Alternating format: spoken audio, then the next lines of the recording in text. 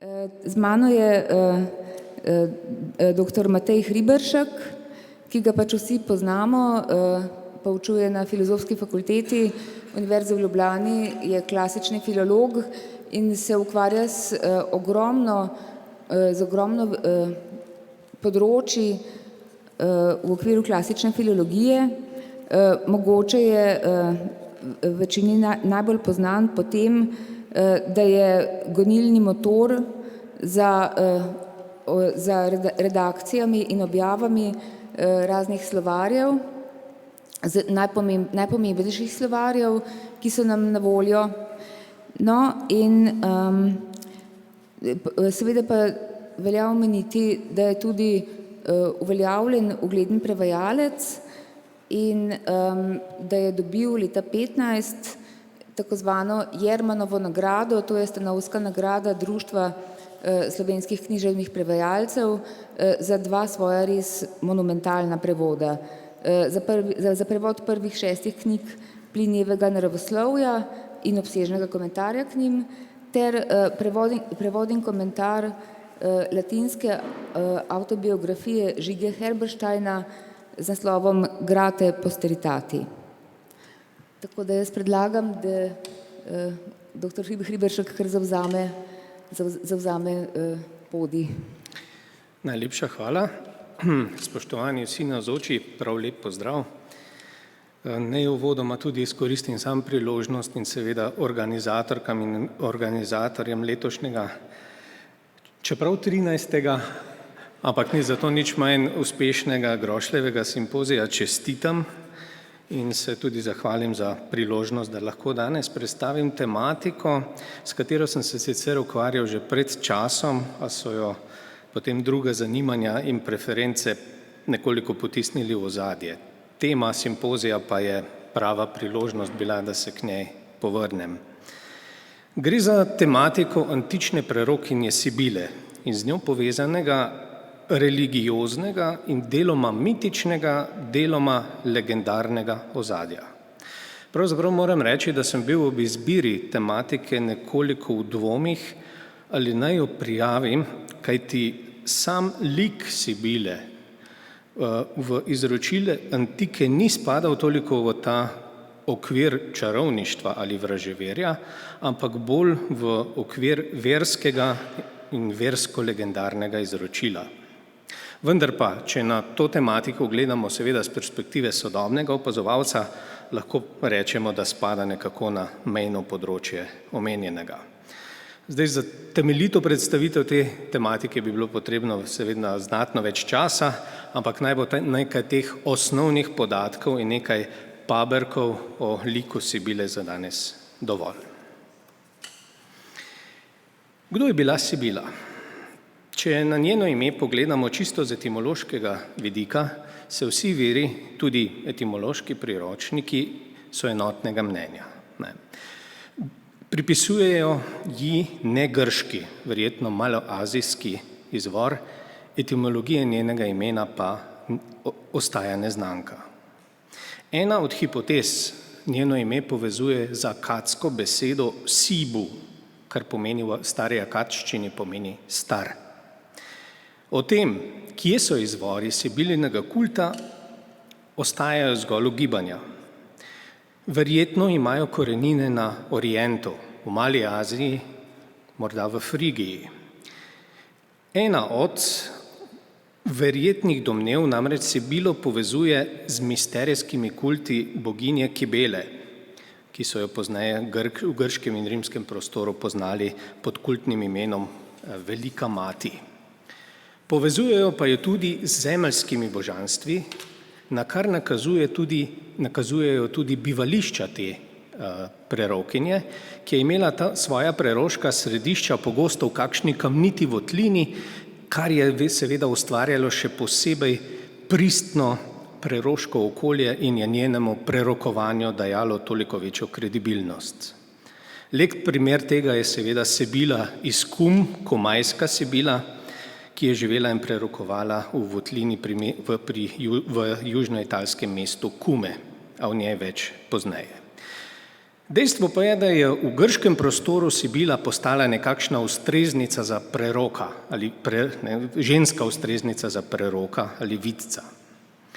Izvor Sibil, njihovo število, pa tudi imena, vsa ta vprašanja so bila predmet raziskav že v antiki.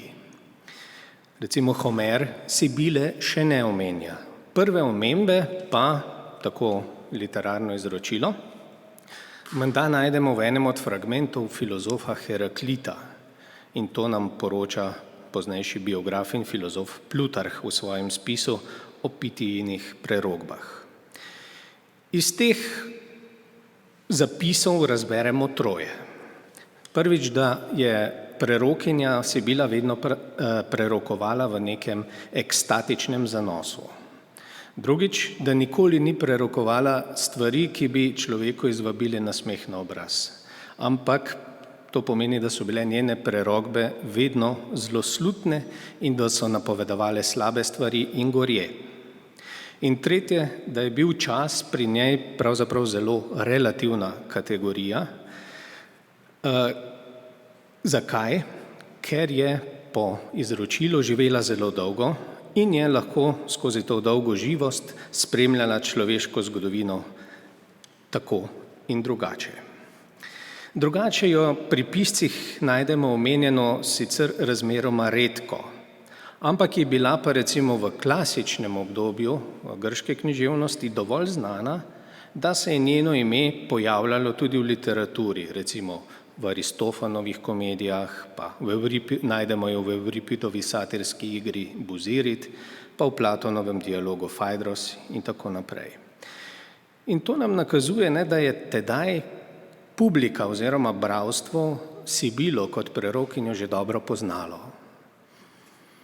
Ali je obstajala oziroma da bi obstajala kakšna zgodovinska oseba pod tem imenom, to nam ni znano. Kot rečeno, oznaka Sibila je nekako splošna oznaka oziroma sopomenka za prerokinjo na splošno. Kot nekakšen prototip antične Sibile lahko vidimo v prerokinji Kasandri, se pravi tej trojanski Apolonovi svečenici, sicer Hektorjevi sestri in hčeri trojanskega kralja Prijama in kraljice Hekabe. Se je pa razumevanje pomena Sibile zelo spremenilo v 4. stoletju pred Kristusom z avtorjem Heraklidom Pontskim, sicer mlajšim Platonovim sodobnikom, za katerega več poznejših piscev navaja, da je napisal delo z naslovom O prerokovalskih središčih. In v tem delu je popisal vse večje preroške centre širom po območju Grčije, njihov izvor in njihovo zgodovino. No in Heraklid je bil prvi, ki je omenjal 3 Sibile, se pravi 3 središča. Marpesos, to je v Mali Aziji, blizu Troje, Eritre in Frigija. In te Sibile naj bi bile menda še starejše od še enega preroškega imena antike, od samega Orfeja. To število Sibil se je pa pozneje še povečalo. Namreč rimski polihistor Mark Terencej Varon nam v svojem obsežnem enciklopedičnem spisu starožitnosti človeškega in božanskega, ki je šlo v 41 knjigah, navaja seznam oziroma kanon 10 različnih Sibil, se pravi 10 krajev, kjer so delovale prerokinje pod imenom Sibila. Torej Perzija, Libija, Delfi, Kampanja, Eritreja, Samos, Kume, Marpesos, Frigija in Tibur.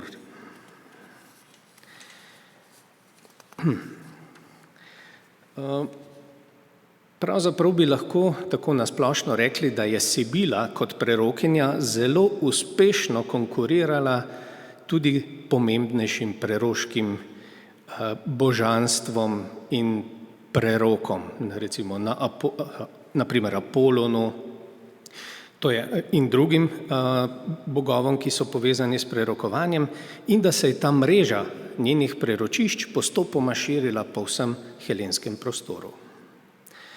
Zanimivo pri tem širjenju njene popularnosti je pa to, da je skoraj izključno povezana z območji, ki so zunaj matične Grčije, z izjemo ene, Delfske Sibile. Na območju matične Grčije so namreč dominirala Apolonova, Zeusova in Pozejdonova preročišča in kultna središča, zunaj tega prostora pa Sibilina. Sibila je drugače vedno predstavljena kot starka, ne kot mladenka, kot najdemo pozneje v srednjeveški in novoveški književnosti. Legendarno izročilo ji pripisuje, da je menda prerokovala že vse od obdobja Trojanske vojne.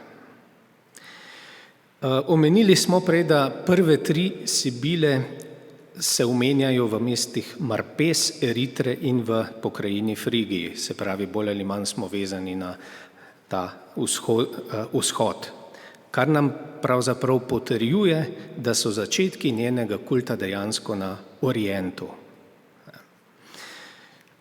In v vseh teh 3 mestih je imela Sibila tudi svoj osrednji preročiščni prostor, tako imenovani Temenos, se pravi sveti kraj, kjer je prerokovala. Pozneje so Sibilo povezovali tudi z glavnim preroškim središčem Grčije, z Delfi, kjer se je, kot poroča antični potopisec Pausanias, zunaj osrednjega svetišča, kjer je bil osrednji preročiščni prostor, nahajala tako imenovana Sibilina skala, na kateri naj bi prerokovala Delfska Sibila. In po nekaterih domnevah naj bi ta skala predstavljala prvotno preročišče in pravzaprav predhodnico poznejšega Apolonovega oraklja. In tako se pravzaprav v Delfih srečujeta 2 znameniti grški prerokinji, Sibila in Pitija. No, Grki pa so s kolonizacijo kult Sibile zanesli tudi po sredozemskem prostoru v svoje kolonije. In to je pripeljalo Sibilin kult tudi na Italski polotok, kjer so njeno glavno središče postale Kume, mesto, ki so ga okoli leta 740 ustanovili grški kolonisti iz Halkide in Eritrije na otoku Euboja. Tukaj je bilo zelo močno kultno središče in osrednji prostor tega središča je bila v vulkanski tuf izdolbena votlina z široko razpredenim hodniškim sistemom, kjer je imela v posebni sobani Sibila svoj prerokovalski prostor. No in v južni Italiji pride tudi do stika 2 kulturnih svetov in 2 religioznih konceptov, na eni strani grškega, na drugi strani potem pa rimskega. In če ostanemo pri prerokovanju, rimsko versko okolje je bilo pod močnim vplivom etroščanskega in je poznalo pravzaprav 2 vrsti prerokovanja, iz živalskega drobovja in iz leta ptic. Zato so skrbeli tako imenovani haruspiki in augurji, medtem ko je grško okolje najbolj zaznamoval prav kult te kumajske Sibile. In tukaj pridemo do te legendarne povezave med grškim in rimskim okoljem, ki nastopi prav s kumajsko Sibilo. In zdaj pa k današnji temi. Kaj so sibilinske ali sibiline knjige? Če jih na kratko opredelimo, v antiki je bila to zbirka prerokb, ki so prek te Sibile, ki je delovala v mestu Kume, prišle v roke zadnjega rimskega kralja Tarkvinija Ošabnega. Druga lastnost teh prerokb, teh knjig je bila, da so bile napisane v heksametrih, in sicer v grških heksametrih. In kot tretje, imele so globok verski in, če gledamo širše, tudi politični pomen, saj se rimska država v času republike, pa tudi pozneje v cesarstvu, navadno obračala na sibilinske knjige po nasvet v časih hudih stisk. In te sibilinske knjige so predstavljale neposredno legendarno vez med grškim in rimskim svetom. Po legendarnem izročilu je namreč neka starka, ki so jo pozneje identificirali z Sibilo, zadnjemu rimskemu kralju Tarkviniju Ošabnemu ponudila v odkup 9 knjig prerokb iz ekstremno, a danes bi rekli astronomsko visoko ceno. Kralj je to zavrnil, zato je Sibila 3 knjige vrgla v ogenj in mu ponudila ostalih 6 za enako ceno. Kralj je znova zavrnil. Nato je vrgla še 3 knjige v ogenj in potem je Tarkvini vendarle po posvetu z augurji, svečeniki, torej sprevidel, da gre za pomembno zadevo in je Sibili izplačal zahtevano ceno. Zdaj, sodobni raziskovalci v tem odkupu sibilinskih knjig vidijo nekakšen rimski odziv, rimsko reakcijo na kulturni vpliv Etruščanov. Po drugi strani pa tudi kot nek začetek rimske lastne državne verske politike. Še nekaj stvarnih podatkov. Te sibilinske knjige so hranili v posebnem prostoru pod svetiščem kapitolskega Jupitra v Rimu. Najprej so jih zaupali v varstvo 2 rimskima patricijama, tako imenovanima duumviroma. Leta 376 se je število teh skrbnikov sibilinskih knjig povečalo na številko 10, sestavljeni so bili iz 5 patricijev in 5 plebejcev. V času Sule pa se je njihovo število povzpelo tja do 15. Naloga teh svečenikov je bila, da so knjige hranili na skrivnem in na varnem. Vpogled v te knjige pa je bil mogoč zgolj in samo po naročilu rimskega senata. In v takih primerih sta vedno priskočila na pomoč 2 grška tolmača, kar ti povedali smo, knjige so bile napisane v grščini in seveda v heksametrih. Omenjeno je bilo tudi že, da se je senat na knjige obrnil vedno v časih stiske in negotovosti. Naj si je šlo za vojaško ali politično stisko, pojave kometov, potresov, izbruh kužnih bolezni in podobno.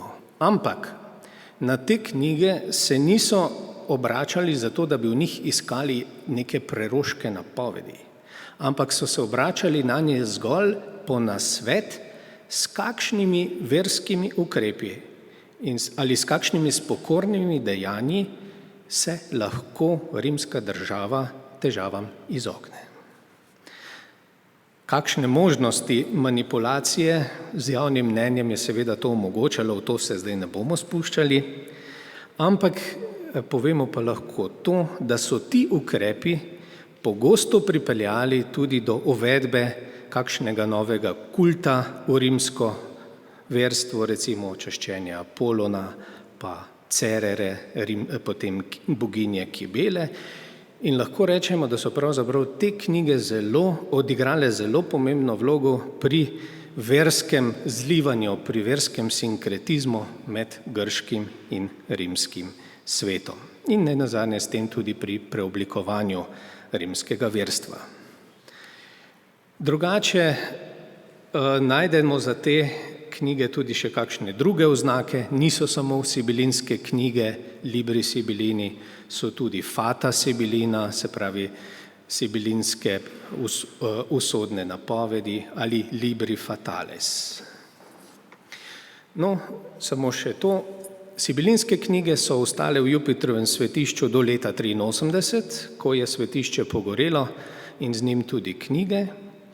Leta 1976 je rimski senat poskrbel za novo zbirko, ki so jo zbrali z različnih vetrov iz različnih sibilinih preročišč širom po Sredozemlju.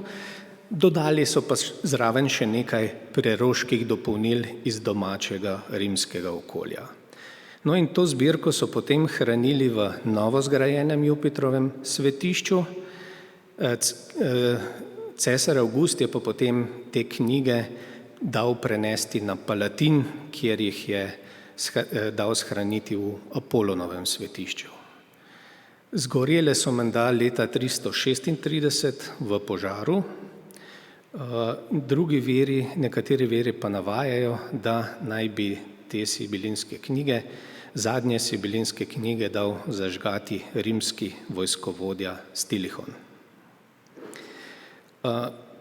Kot rečeno, te knjige so prinašale prerokbe, preroške napovedi, ampak njihove vsebine nažalost ne poznamo, ker izvirnik je izginil, prepisa pa ni bilo, ohranjeni so le skromni fragmenti.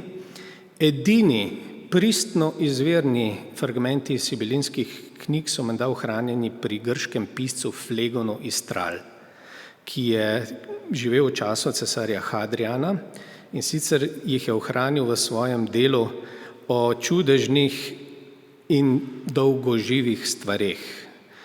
Torej gre za paradoksografsko delo, sicer neohranjeno, ga pa velikokrat citirajo poznejši cerkveni pisci. In zdaj še ena bistvena stvar. Sibilinskih knjig mi ne smemo zamenjevati ali enačiti sibilinskimi prerokbami. Sibilinske prerokbe pa so pravzaprav zbirka preroških napovedi in izrekov, ki so jih sicer tradicionalno pripisovali antičnim Sibilam, ampak gre pa za psevdoepigrafsko zbirko, ki je nastala pod vplivom judovstva in krščanstva. In v sibilinskih prerokbah se prepletajo pravzaprav verske ideje treh religij po eni strani in motivi treh religij, antične poganske, judovske in krščanske. Gre za zbirko 14 knjig in 8 fragmentov, ki so nastali v obdobju med 2. in 8. stoletjem po Kristusu, se pravi v časovnem razdobju približno 700 let. Pripisana so ta besedila sicer Sibilam, ampak gre za besedila, ki so nastala v judovskih skupnostih in krščanskih skupnostih ali vsaj skupnostih, na katere je krščanstvo že vplivalo. Najdemo pa občasno v njih tudi kakšne izseke ali aluzije na izreke rimskih in grških orakljev. Za sibilinske prerokbe je značilno, da vedno govorijo v prihodnost, torej govorijo o prihodnosti. Govorijo o prihodnjih dogodkih, napovedujejo prihodnost in jo presojajo. Druga njihova lastnost je, da so imele te prerokbe, ta besedila, izjemno močan propagandni vpliv, tako v judovskih kot krščanskih okoljih. In kot tretja značilnost moramo omeniti, da ta besedila bralca spodbujajo k moralnemu življenju in upoštevanju moralnih vrednot, ki nas zelo pogosto spominjajo na svetopisemske nauke, tako stare kot tudi nove zaveze, in verjetno iz teh naukov tudi izhajajo. In v teh knjigah, to pa sega že na področje teologije, najdemo tudi nekatera dogmatska razmišljanja o Jahveju, zlasti v prerokbah, ki so nastale pod judovskim vplivom. Zakaj je bil izbran zanje naslov sibilinske prerokbe? Verjetno zato, ker je bil ta lik Sibile, čeprav ga tukaj v tem naslovu razumemo zgolj kot psevdonim, tako močno zakoreninjen v verski zavesti antičnega človeka, da je že njeno ime pritegnilo pozornost na ta preroški vidik besedila. Kar zadeva avtorstvo, Za nobeno od ohranjenih knjig ni znano, kdo je njen avtor. Torej, v prologu je naveden znova kanon vseh 10 sibil, ki smo jih prej omenjali. Ni pa nikjer izrecno rečeno, katera od teh sibil naj bi, če sploh je, bila avtorica teh prerokb. Verjetno so bili pisci teh sibilinskih prerokb anonimni judovski in krščanski avtorji. Kot rečeno, torej gre za 14 knjig, tule vam predstavim samo kratek povzetek. V teh 14 knjigah imamo 4194 heksametrov, drugače si pa knjige glede na zaporedje nastajanja sledijo takole. Njihovo vsebino vam zdajle ne bi predstavljal, mogoče samo kot zanimivost prvo in drugo knjigo, ki sta nastali pod vplivom tako krščanske kot tudi judovske tradicije.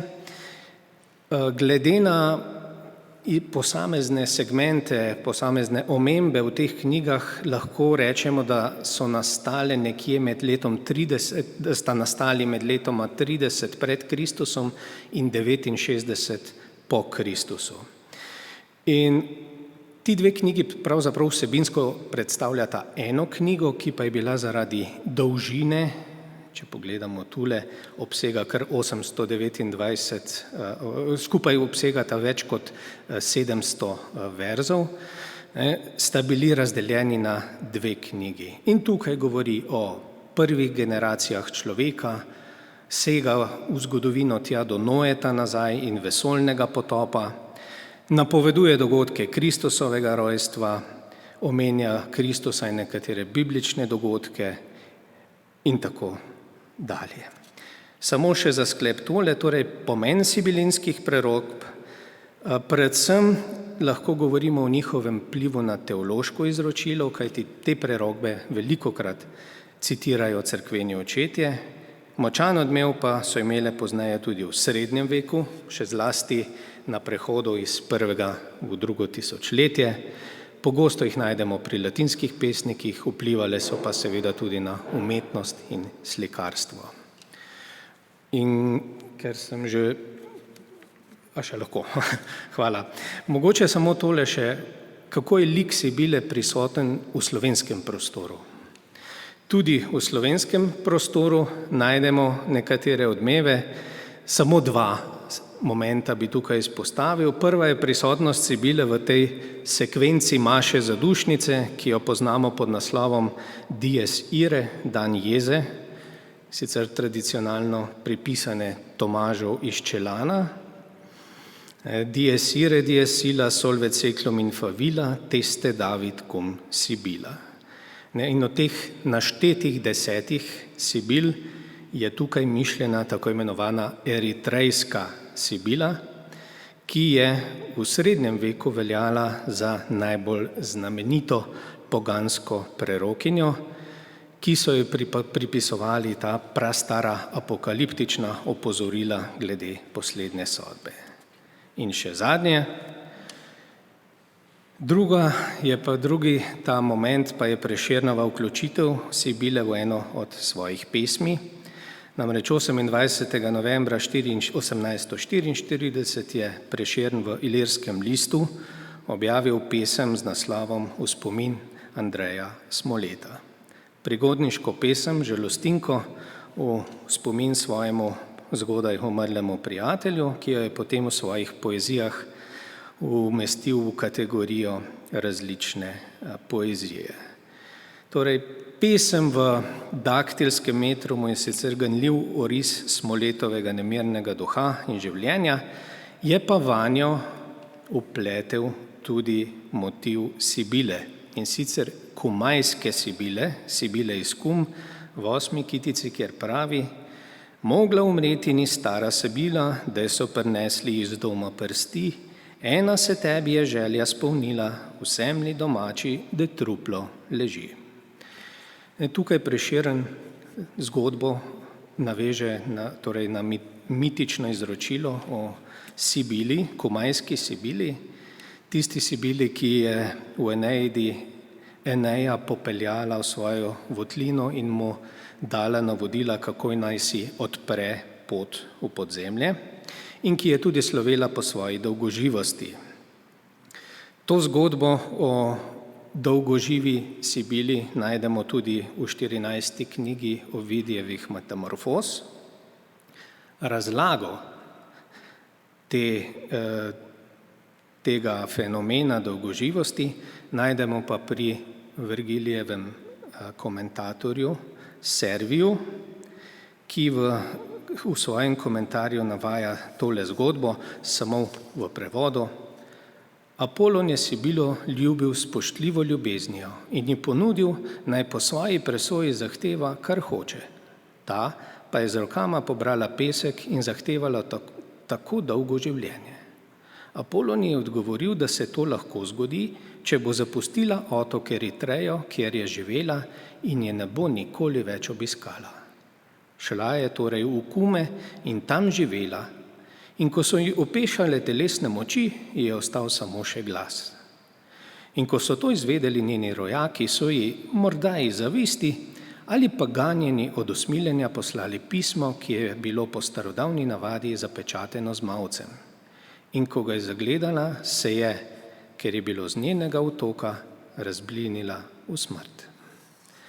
Zdaj, odmevnost Sibile v srednjem veku, ne v srednjeveški literaturi, zlasti pa v srednjeveški in novoveški umetnosti, je sicer povsem samostojno poglavje in v to se nisem spuščal in poglabljal, ampak, če dovolite, na koncu, zdaj po tej množici podatkov in informacij, si privoščimo malce oddiha in poglejmo tole.